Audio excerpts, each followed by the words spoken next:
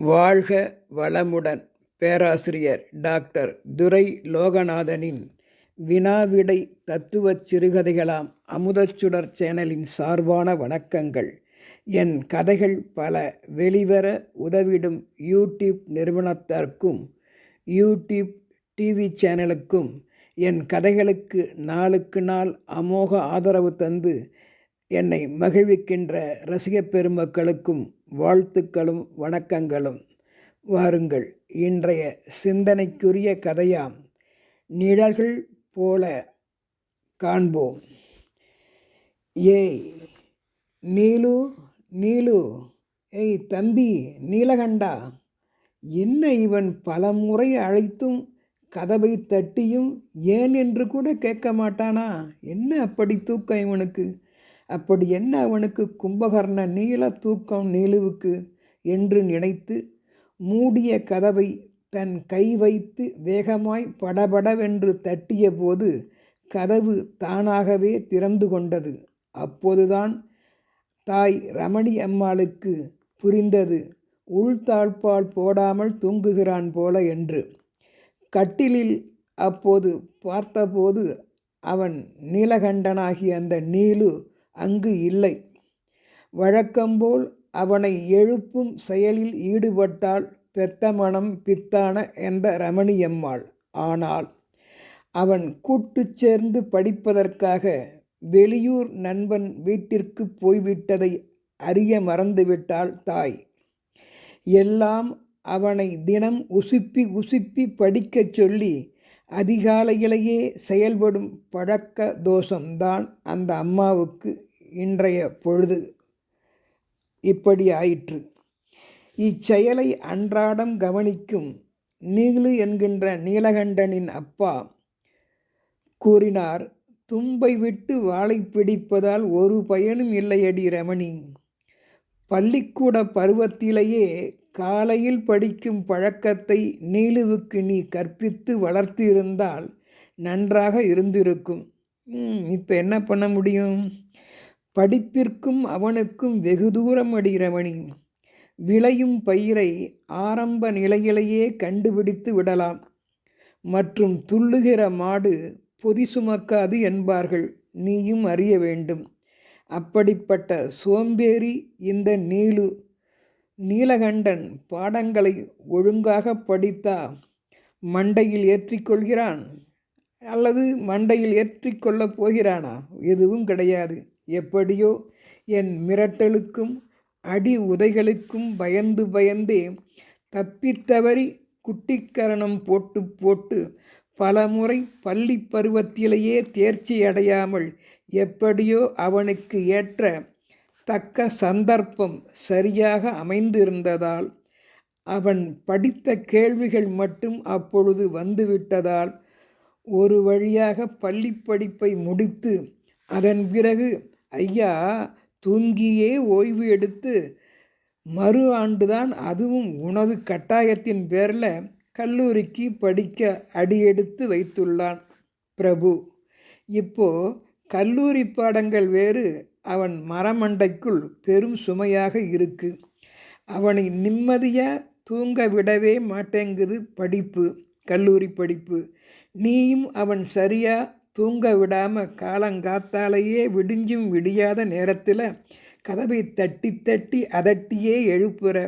அப்படி இருக்க கூட்டு படிப்புக்கு என்று பொய் சொல்லிவிட்டு தப்பிக்க நீலகண்டன் ஐடியா செய்து வெளியூர் இவனை போன்ற நண்பன் வீட்டுக்கு அடிக்கடி போய் பொழுதை கழிக்கின்றான் என்பது எனக்கு தெரிய வந்திருக்கிறது.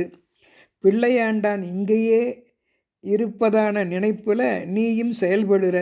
அதாண்டி தாய்ப்பாசம் விடமாட்டேங்கிறது பாத்தியா என்றதும், போதும் போதும் உங்கள் அர்ச்சனை. பிரச்சனைகள் தலைக்கு மேல் போய்விடும் போல் உள்ளது. எப்படி அவனை திருத்துவது என்று எனக்கும் புரியவில்லை. நாம் பொறுப்புடன் பார்க்கும்போதே நம் கண் எதிரிலேயே படிக்க மாட்டேன் என்கிறான். சதா தூக்கம்தான். வெட்டி முறிச்சவன் மாதிரி காலை நீட்டி முறுக்கி படுத்து தூங்குறான் எப்போ பார்த்தாலும். நல்ல நிலத்துக்கு தண்ணீர் பாய்ச்சலாம், பயிர் விளையும். ஆனால் இவனுக்கு நம் செலவும் முயற்சியும் வீணாகிவிடும் போல் உள்ளதே, அதை பற்றி யோசித்தீர்களா? இவனை போன்றவர்களை நினைக்கும் போதே என்ற அவளின் பேச்சை தடுத்து, அடியே ரமணி செல்லம், மனுஷாளுக்கு பிரச்சனைகள் வந்தால் தாண்டி கடவுளுக்கே அர்ச்சனைகள் கூட பண்ணுறா நடக்குது. அவனை தேற்றிவிடப்பா என்று நீயும் கடவுளிடம் அர்ச்சனை செய்ய ஆரம்பித்து விட்டாய் போல் தெரிகிறதே. பரவாயில்லை, நான் ஒன்றையே ஒன்று சொல்லுறேன். தாய் பாசத்தில் அவனுக்கு நீ ரொம்ப தான் செல்லம் கொடுத்துட்ட ரமணி. நான் கண்டிக்கிறப்ப கூட அவன் மேல் விழும் அடியை நீ தடுத்து உன் மேலே வாங்கிக்கிற. இது தேவையா? அது அவனுக்கு நமக்கு சப்போர்ட்டுக்கு ஒரு ஆள் இருக்குங்கிறதுனால சப்போர்ட்டாக ஆகிடுது. தட்டி கேட்க அம்மா இருக்கிறாங்கிற அசட்டு தைரியம் அவனுக்கு வந்துடுச்சு. என்ன பண்ணுறது? இந்த அப்பனை அவன் ஓப்பனாக சொல்கிறேன், அவன் ஓர் எதிரியாக தாண்டி என்னை பார்க்குறான். உன் பிள்ளையாண்டான் நீலகண்டன் என்று கூறினார்.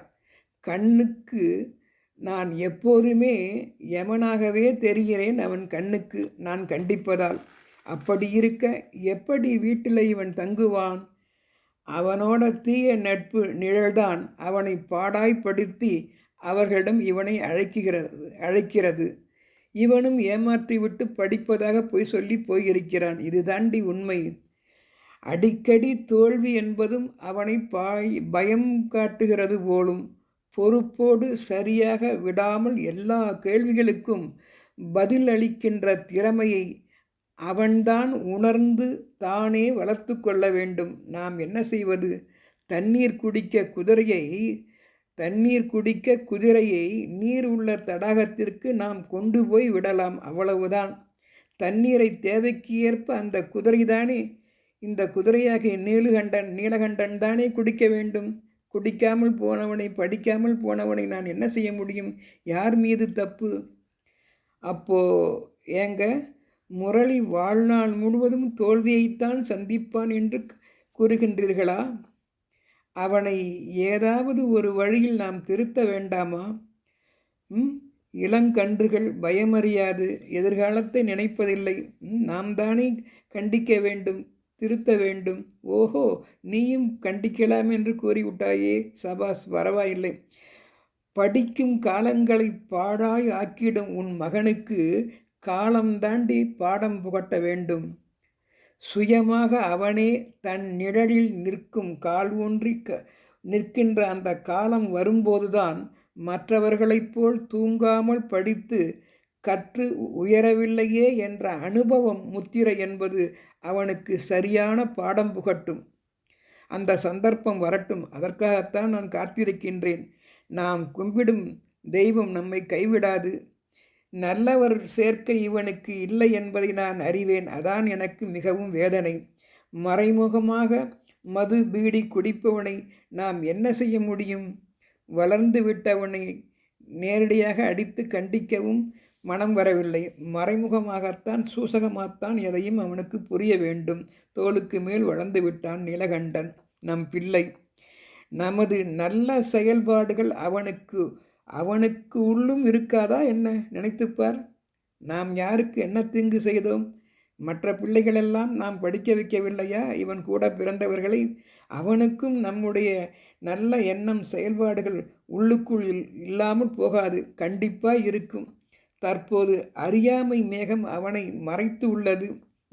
மனப்பாடம் செய்வதற்கே தயங்குகின்றான். அவனால் இயலவில்லை.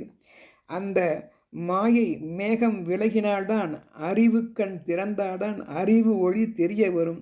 நீயும் நானும் இதுவரையில் எதிலும் தோற்றதே இல்லை என்பது அது உனக்கே புரியுமுண்டி.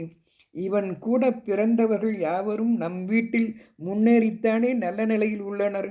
அப்படி இருக்க இவன் மட்டும் எல்லாம் இவன் கடைக்குட்டி பிள்ளை என்பதனால் எல்லாரும் சேர்ந்து அவனுக்கு அதிக சுதந்திரம் செல்லம் கொடுத்ததால் வந்த வினைதான் இது. பழகிடும் சில நண்பர்களின் சோம்பல் இவனையும் நிழலாய் ஆட்டி படைக்கின்றது. என்ன செய்வது? எப்பொழுது அந்த நிழல் விலகுமோ என்று எனக்கும் தெரியவில்லை. ஒன்று மட்டும் சொல்கின்றேன், வெற்றியாளர் வீட்டு பிள்ளையாம் இந்த நம்முடைய நீலகண்டன் தோற்பது என்பது இல்லை. வெற்றியாளன். இந்த வெற்றியாளன் தோற்பது என்பது இல்லை. அதன் வழி ஒரு பாடத்தை கற்றுக்கொள்கின்றான். என்னவென்றால், சில நேரம் வெல்வதும் தோற்பதும், சில நேரம் மிகுந்த தோல்வி வழியே நல்ல அனுபவத்தை கற்பதுமே வாழ்க்கை என்பதை அவன் புரிந்து கொள்வான். மனப்பாடம் செய்து கற்பது அவனுக்கு பிடிக்கவில்லை என்பது தெரிகிறது.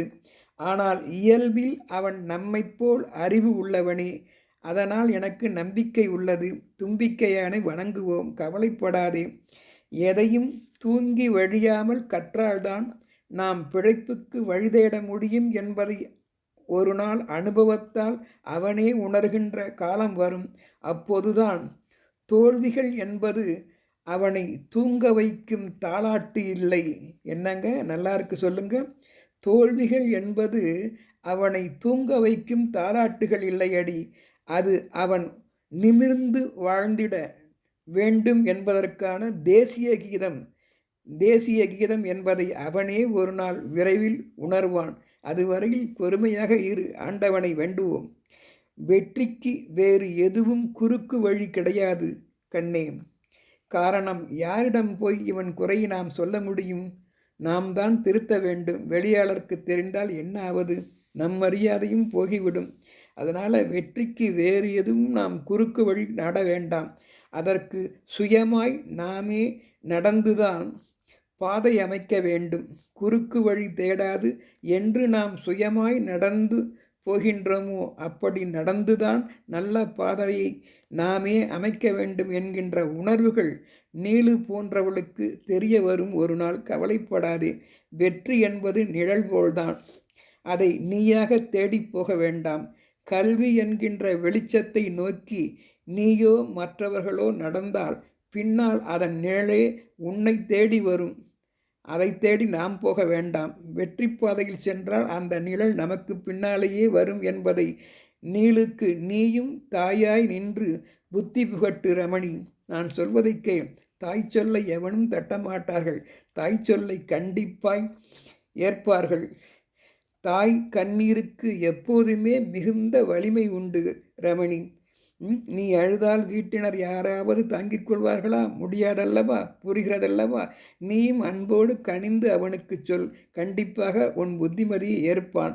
அந்த மாற்றங்களை காலம்தான் விரைவில் கண்டிப்பாய் கொண்டு வரும் என்று நம்பி நம் குழந்தைகளை நேரிடை கண்காணிப்பில் ஆளாக்குவோம். அவனது நிழல்களாய் நின்றே. வாழ்க வளமுடன்.